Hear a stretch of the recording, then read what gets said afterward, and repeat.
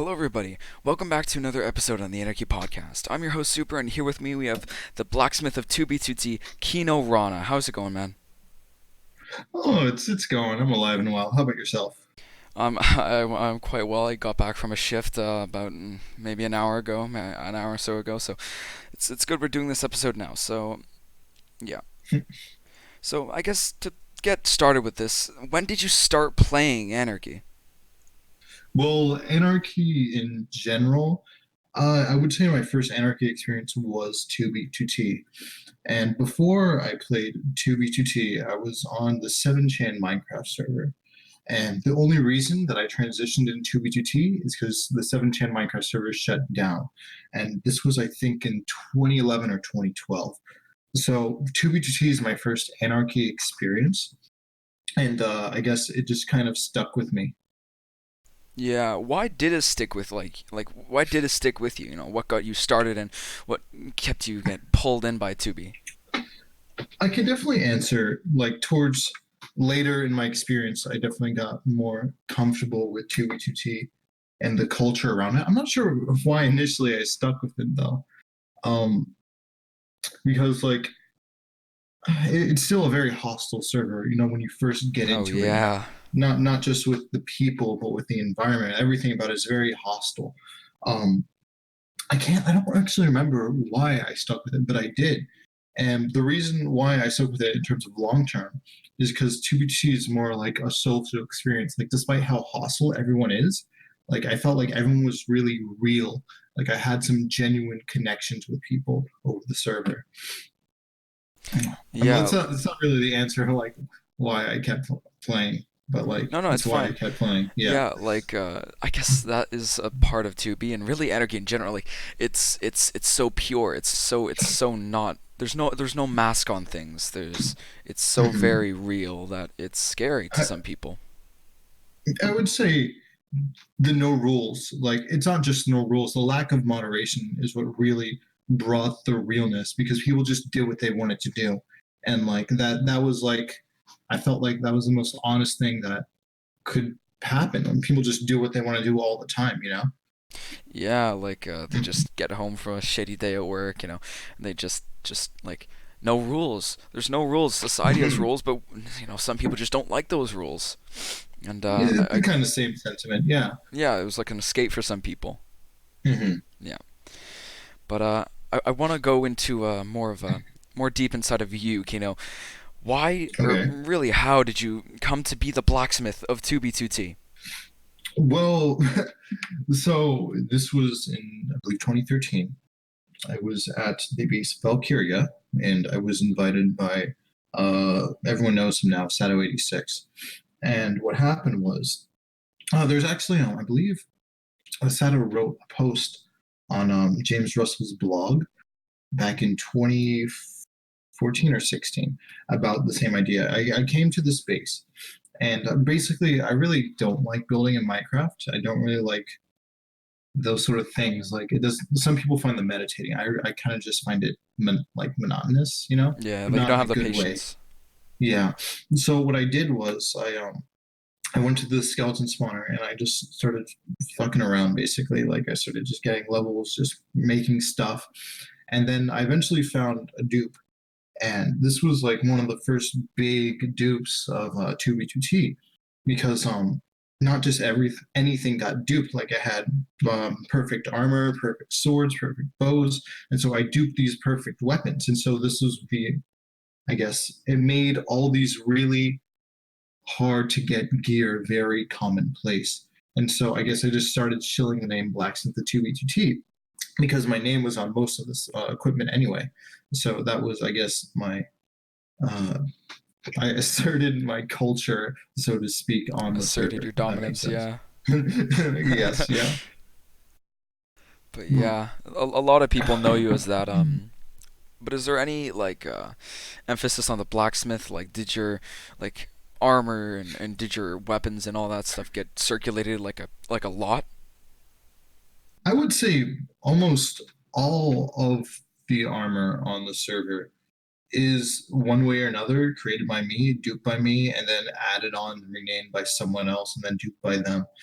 Just because, like, Valkyrian armor at the beginning, protection 4, unbreaking 3, etc. That shit just got everywhere. And it was like the dupe that had it was like it distributed it everywhere, so to speak. So that's how like I was came to known as that, I guess. Gotcha, gotcha. And we'll go into to more details about those dupes later. But um, Okay. what's your history with Team Veteran and all those good old players? Well, the team veteran, I guess, sentiment was back when Russia came on the server. I guess we had the idea, which was ultimately a futile idea, that we had to fight to protect the server, right? But at the end of the day, it doesn't fucking matter because like it doesn't matter what news is news. Like all news is good news, you know. So people just kept coming no matter how much we quote Mm-hmm. unquote Yeah, fought, yeah. right? So that was the general sentiment towards Team Veteran. I don't think people really like the idea of Team Veteran as like a name. Like the veteran name is really purported by Fit, and I guess it's a more palatable way of just saying the old fag group, so to speak, because the word fag, I guess, is politically incorrect, and for good reason too. So veteran, I guess, is the Fit MC um, coalition, so to speak, of resisting Russia. And so I guess it was just an inevitability that the older players would come together to try to fight against the invasion of the server because it was more of an invasion of this seems pretty dramatic to say. It was an invasion of a way of life of anarchy because I was talking about honesty earlier. Like I talked about some most intimate things in my life on 2B2T before Russia happened because I see these people every day. I know who most of them are, and I to some degree trust them, right? But after Russia happened, like I felt like my how to say like a safe space, my confession table or confession booth, if you want to go Catholic, I guess, so to speak, was kind of tainted because there was such an influx of people who I didn't know, who I couldn't trust, and it made me very upset because like something important to me was lost. So I guess that's the association with Team Veteran for me, and I suppose a lot of other people would have the same idea towards it. Yeah, yeah, but you have joined them on a couple things like destruction of the resistance and whatnot. So, Well, join is like it's a strange term. It's more like, oh yeah, we're doing XYZ. Who would like to join? And then I would say, okay, well I have nothing to okay, do. I'll gotcha. join. Yeah. All right, So yeah. join is a word that I would say does not do the situation honestly. It's more like we had these group chats on Skype and whatsoever, and then we talked about things we wanted to do to resist, and then we did them. So. Yeah, just joining in all the fun. Mhm. Yeah, gotcha. Absolutely. I mean, like we can all, have some fun nowadays. Just going with the grief and whatnot. Yeah. Uh, Oh, that, but what's the I want to go into some more of the stuff that you've actually done. So, what's the mhm. complete story of the dreaded Kinorana map crisis? Well, I forgot who did it, but and I only had this idea because someone hit the map limit, right? Yeah.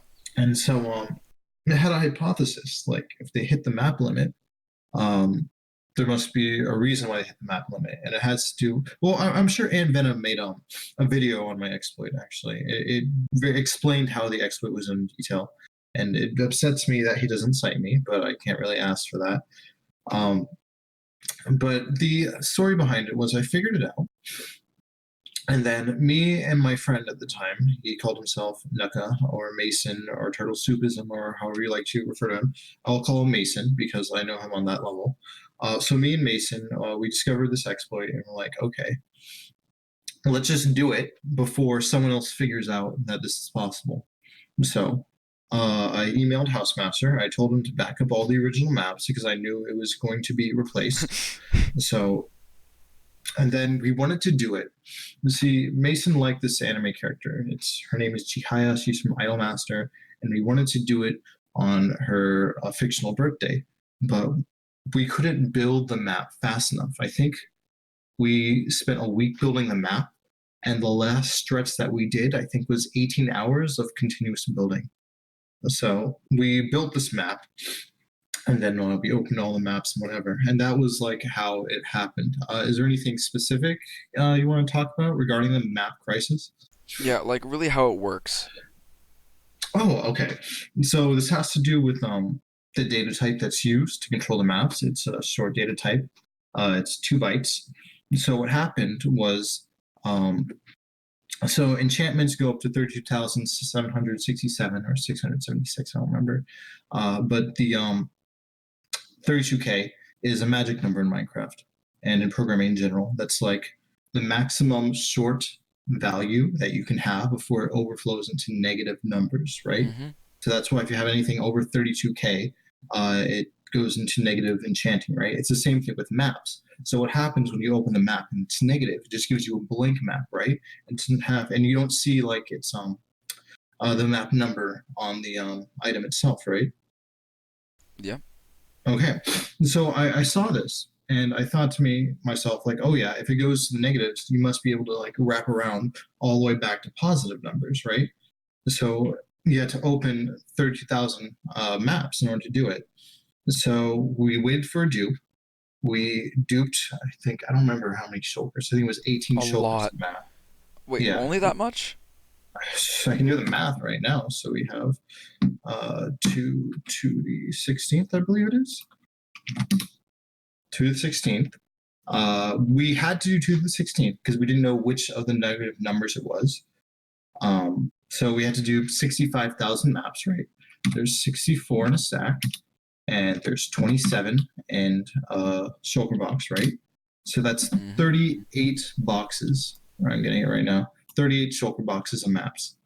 That is not a lot. You can get that just wiped out in a couple donkey dupes. Yeah, but I forgot what the dupe was at the time that we had it at. But I wrote a module in my client, and I think it took us around 10 minutes to open all those maps. I'm not sure.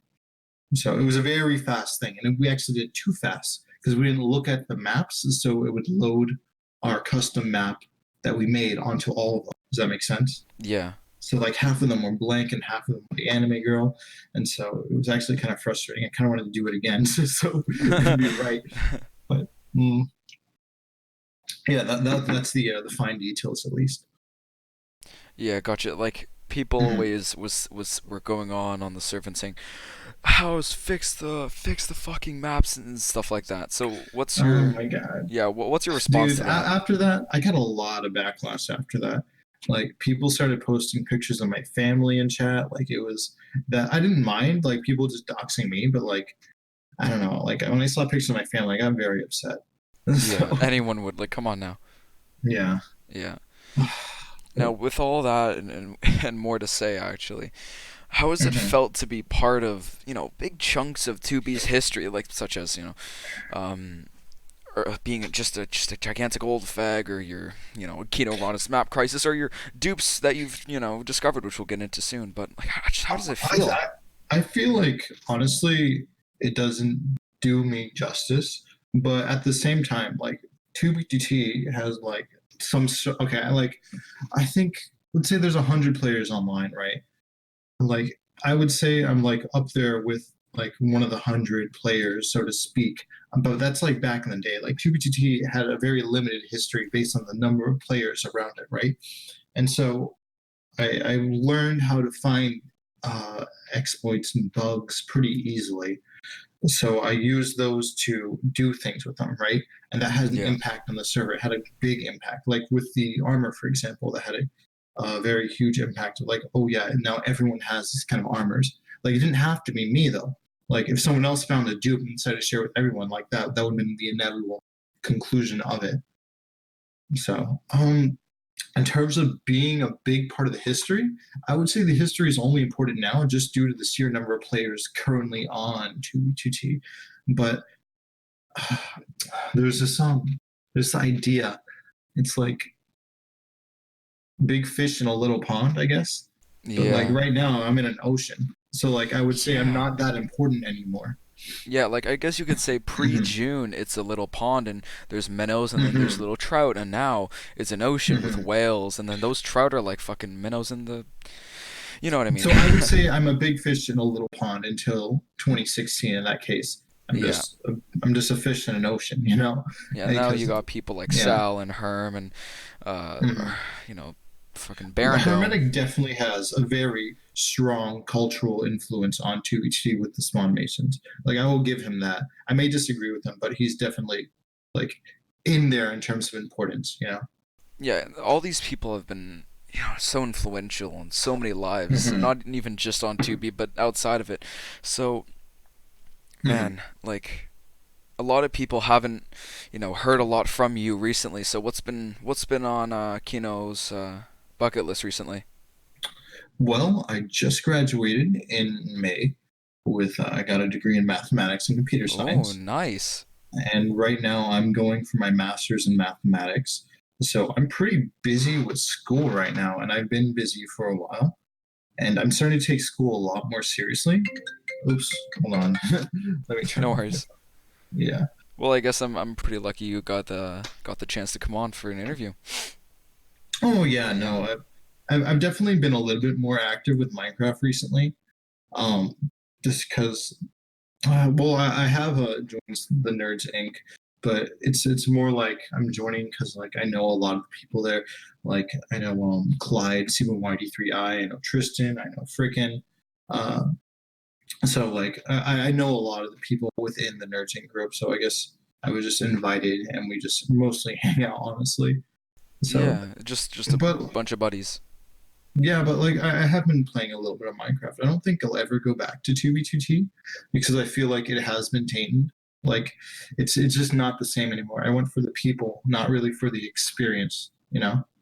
Yeah, So yeah. mhm. With you saying, being in Nerds Inc., what are the new updates about you and, being in Nerds Inc.?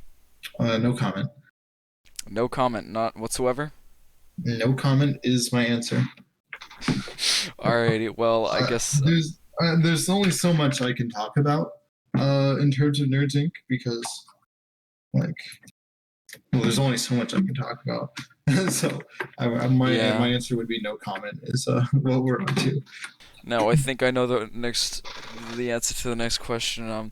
Are there any red Mhm. pills you can give us about, and the server or people in the server, being part of Nerds Inc. now? Red pills? Like what do you mean by that? Right, I'm not very Like, familiar with current server politics, so okay, it's very hard to address a lot of things. gotcha. What I mean is like, Hmm. any secrets. I know Jared put a couple up on his interview. I was wondering if you Hmm. wanted to, seeing as you're part of Nerds Inc. now, maybe part of the inside loop on 2B2T, giving us a little bit of backstory or a little bit of secrets on anything really to be related. Even so, I'm not very involved in 2b2t right All now. right, gotcha, And gotcha. so I have been dabbling in Minecraft, but like 2b2t specifically, no, not really. No, no, don't worry, it's okay. Okay, no, I'm just fully answering your question. Yeah, yeah, So yeah, yeah. yeah. Now, Hmm. as a little jab, not necessarily to you, but to your image, Hmm. how does it feel to have your popularity mainly due to the fact that you're in a fit video? I don't know. It's more like so there's a lot of things you can do with popularity, right? Oh yeah, Like I did have a YouTube channel for a while, but after there was some rough patches with the friendship, I did have to break up with it. Break up with the YouTube channel. It's not, yeah, yeah. Um, well, I'm not a big, I would say, attention whore, I like to say. Sometimes I am, but like right now, towards the general public, I think I don't mind like having attention, not having attention. So because I'm not very invested in the 2v2t community. yeah. Not nearly as some other people, but But back in the day, I would say it is what it is. And when I had the YouTube channel, I'd be like, sure, why not? Like attention is good. Like I can assert my YouTube channel and my ideas and my opinions, etc. But right now, it's more like I don't really care about my popularity. Yeah, you're more, Hmm. just you're focusing on other stuff like school and a real life, Hmm. not a fucking block game. But what? Yeah. Well, I mean, it's like half and half. Like I do school. I try to make more friends. I try to, talk to some girls. But then Ooh, sometimes I come home and I play Minecraft. So ooh, does Kino get a little bit of the ankles? this is inappropriate. So I'm going to ask you to go to the next question. Alrighty. Um, so many people practically dedicate their MC playing time to finding and maybe exploiting the game for dupes. So how does it feel to have discovered two of the major dupes to come to 2B? I.e., I've discovered more than two. I assume what you're referencing is based on the Minecraft wiki article. yeah, yeah, And the I have been contributing to the Minecraft wiki because there's a lot of things that I remember, and that just isn't written down anywhere. Like there was an article I wrote. I was think a few weeks ago. It was about Anatolia, and Anatolia was a base made by Pyrobyte, Drew Bookman, and Sato86. And the story behind it was Sato86 claimed that Drew Bookman griefed the base, and I wrote in the article what actually happened is what happened was we actually griefed the base and we blamed Drew. And the reason why we did that is because we had an infinite item stash right next to the base and we didn't want anyone coming there. So like things like that is very like important towards like the history and like things that happened but aren't remembered. But in terms of dupes, I've definitely experienced a lot of them. Um, like there's a lot of small ones that like I find and like we do and then they get patched, etc. But in terms of how do I feel to have discovered the dupes, I feel like they're kind of just whatever. Like dupes come like very quick. I'm sure if I tried, I could probably find a dupe this version or probably find some other uh exploit this version, but it's not really in my interest right now to do so. yeah, I'm sure it would be nice to try out your Minecraft knowledge and maybe some of that mathematics and computer science skills on it. But you know, It's mostly in terms of looking for exploits. I would say it is Minecraft knowledge and knowledge of how the server should behave and seeing things that shouldn't happen or do happen that makes you think about other things that like it's about synthesizing what's happening now with what you know has happened in the past and what you can exploit in the past, if that makes sense. So once yeah, you see that similar behavior and once you see some bug reports of people talking about it on the chat or like on Minecraft forums or like on hack forums or something, and then you think about, okay, well, this happens, this is the behavior. I know this behavior, I know also XYZ behavior, and I can synthesize them together in order to try to find something. yeah, like there's So different trends and the stuff that happens in Minecraft. it's more like to find exploit. It's you have to understand what's going on, and it's really more an experience based thing than like a hacking based thing, so to say. Gotcha. Yeah, I see Mm-hmm. what you mean. I see what you mean. It's like you have to understand how Minecraft works. No, it's yes, but like it's synthesizing the issues. It's more like oh yeah, like there was when shulker boxes first came out, there was a single item duplication glitch, right? And the reason I found that is because people were complaining that shulker boxes sometimes deletes your items, right? Mm-hmm. And so Minecraft just doesn't delete your items, right? That just doesn't happen unless you like throw into a Yeah. cactus or something.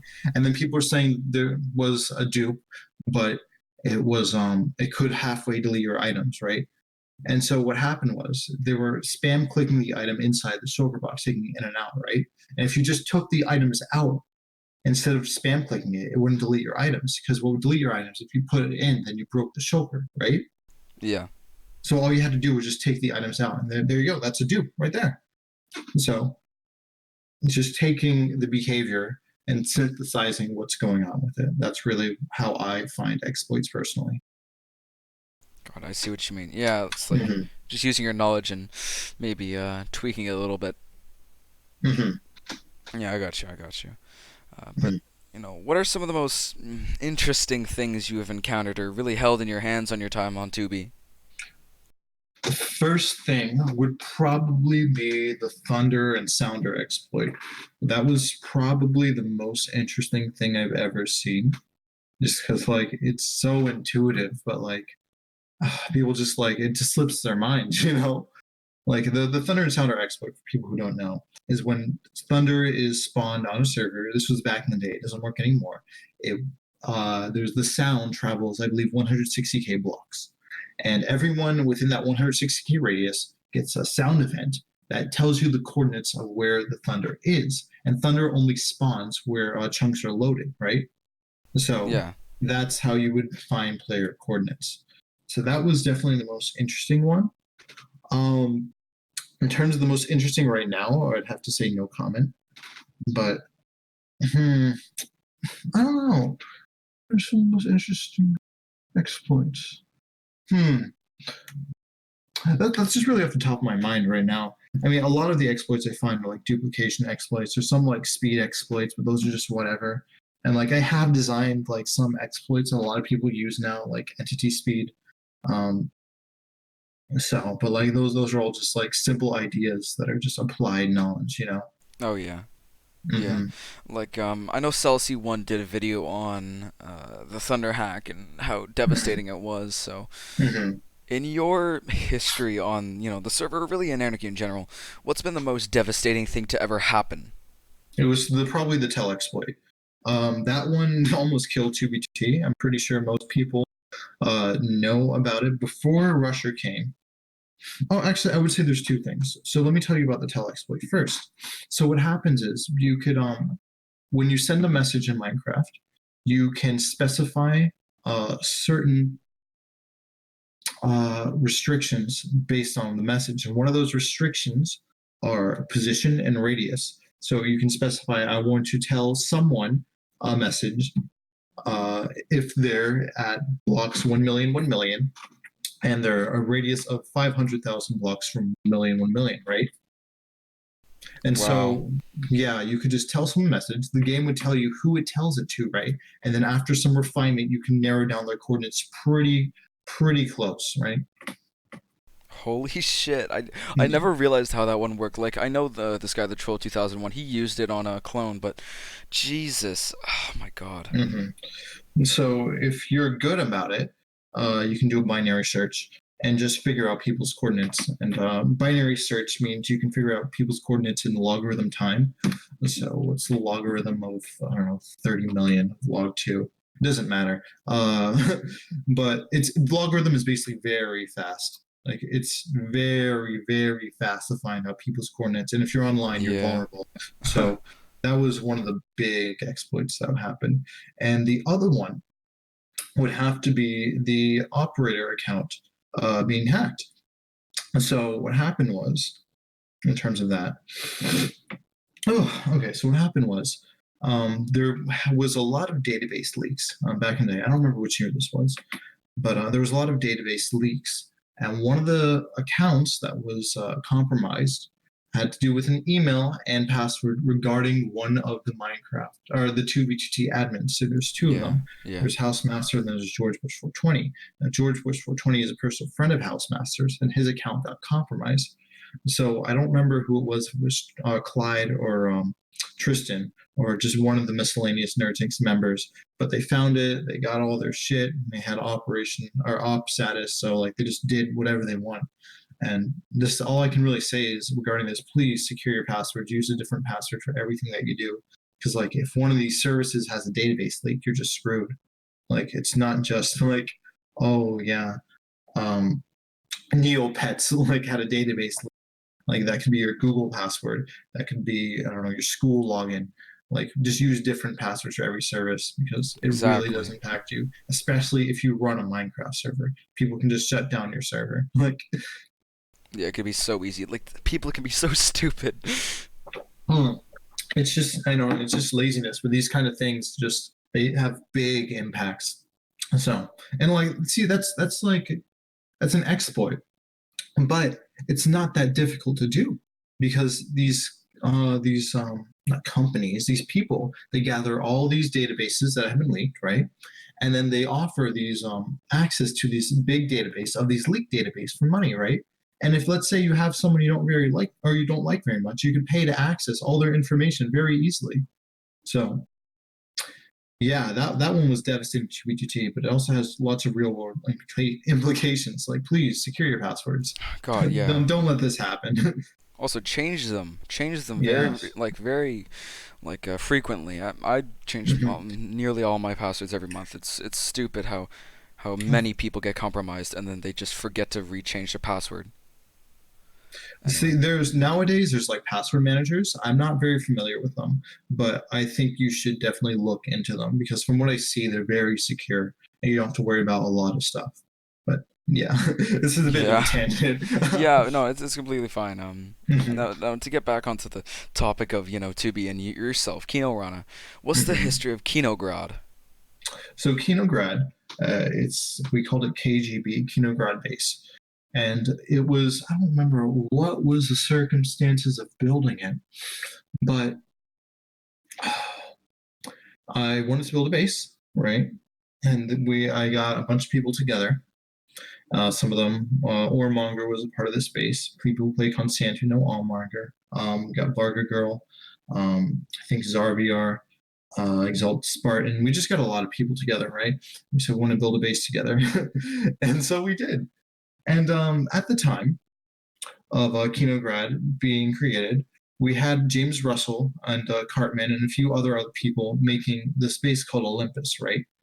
And um, we basically griefed that base, and we made them very upset.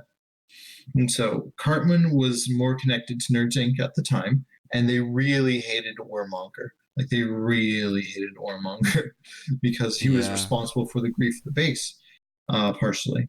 So what they did was the grief of the base is probably the most interesting part of the base. Kinograd isn't very anything special. It was just me, a bunch of friends. We all got together. I think there was like 20 some people in total, and we tried getting more people, but like it was nice. It was definitely I might be looking at the rose-colored glasses, saying it's a paradise on Earth because it's not really a paradise on Earth. But oh man, yeah, no, the base lasted I think 2 or 3 months, um, and then it was griefed one day by these barcode accounts, so they called them. It was a mixture between ones and L's and I's, so to speak, and they came to this base. And how they came to the base, I learned later. They came through. There was a boat flight exploit at the time, and it was probably one of the first boat flight exploits that existed. So they flew through the Nether, came to the base, and they completely destroyed it. And I later learned this was Tristan and Clyde, but we're still friends. So like, it's just things that yeah, happened. Like it doesn't matter. It's just Minecraft, and like for me it doesn't really matter who griefs my base, and like they're more doing it towards Warmonger, but I was very upset at the time. yeah. I can But imagine. yeah, it was so basically the motivation for the griefing was Cartman uh got together with Nerd Inc. and they just griefed the base because they want to get back at Warmonger. So Gotcha. Well, thanks for that. mhm. Now, a little while back, you were on Bezopasm's show, the Dr. Enderpickle show. I'm sure you remember. You went on with it I think I Exalted. do. Yeah, I was talking with Exalted Yeah, Spartan. you were talking Yes. with Exalted. And you were on record on saying that 2B has changed. Really, in what way were you referring to? Lots of ways. Like I talked about earlier, just the players. Basically, I really play 2 for the players. Like it's like I come to like I don't know a club and I see all the people I recognize and like I enjoy their company, right? And so that's the first way it has changed. The second way it has changed is my trust. My trust in the server has gone down tremendously. Like there are a lot of individual things I say to 2e2t, very personal things, basically because one, it's anonymous, two, and like I trust these people. But right now, I don't have the confidence to say a lot of things on 2BGT based on the fear that like, oh yeah, someone could like dox. Well, I'm already doxed, but someone could like go after me. Someone could call my university. Someone could call my family, my girlfriends, etc. And like, I'm afraid of this thing, and I don't feel like that's a healthy relationship. So first is the player. Second is honestly. Third is how the game is conducted. So with this influx and new density of players, It makes it very difficult to do a lot of things. Um, so I'm not sure how to really elaborate on that. Like you have to go further out. Um, there's like a lot of actually I'm not sure. Well, it's not just the influx of players has a lot of implications, and I'm not really sure how to articulate them. Hmm. Like it's I changed the guess meta of the gameplay. not just the meta of the gameplay has changed drastically. Um, and if you've watched FinMC's video about baritone, that definitely changes the meta of the gameplay. There's lots of meta changes that happen. Um, I guess it does change in terms of like combat. It changes towards base building. It changes towards groups, group sizes. Like now we have our groups that are like 50 some people, right? And so like those are very strong groups of people, and so strong that you really don't see those types of groups previously. You know, Yeah, so, yeah. mhm. The way the game is played at a general level has changed drastically based on the population.